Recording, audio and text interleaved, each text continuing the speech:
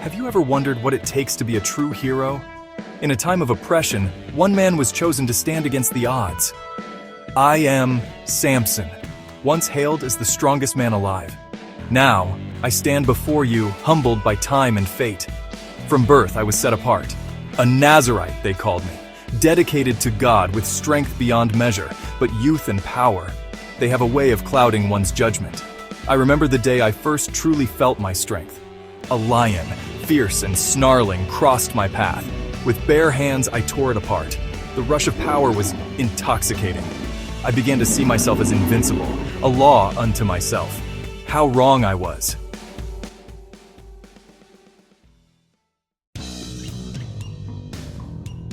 My marriage to a Philistine woman was the beginning of my downfall. A riddle, a betrayal, and my anger unleashed. At my wedding feast, I posed a challenge.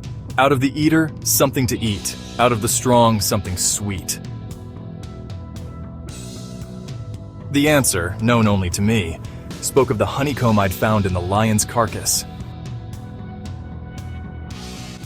But my wife, under threat, revealed my secret. My fury knew no bounds. I slaughtered 30 men for their garments to pay my debt. It was just the beginning. Later, I burned their fields, using foxes with torches tied to their tails. The Philistines' crops turned to ash. They retaliated, and I responded with more violence. A jawbone of a donkey became my weapon. 1,000 men fell before me that day. I reveled in my strength, blind to its true purpose.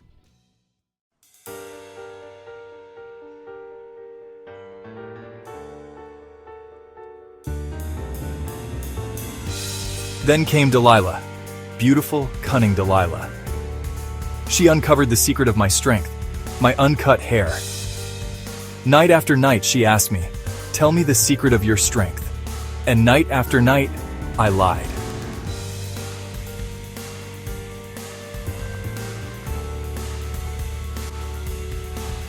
But her persistence wore me down. In a moment of weakness, I revealed the truth. As I slept, she called for a man to shave my head. My strength left me, as did my God.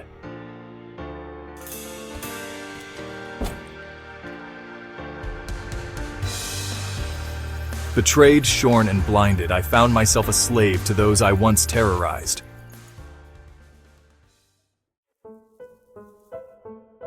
In the darkness of my prison, grinding grain day after day, I had time to reflect. I realized then that my strength was never truly mine. It was a gift, a responsibility I had squandered.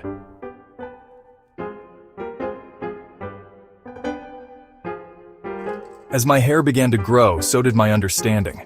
My strength came not from my locks, but from my faith.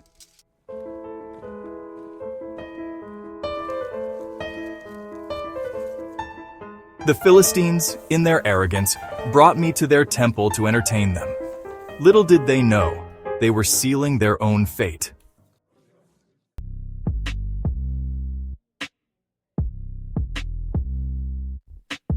As I stood between the pillars of their temple, I prayed, not for vengeance, but for the strength to fulfill my purpose one last time. In that moment, I felt it, not in my hair, but in my heart, the true source of my strength. With a final push, I brought down the temple. My life ended, but my story lives on.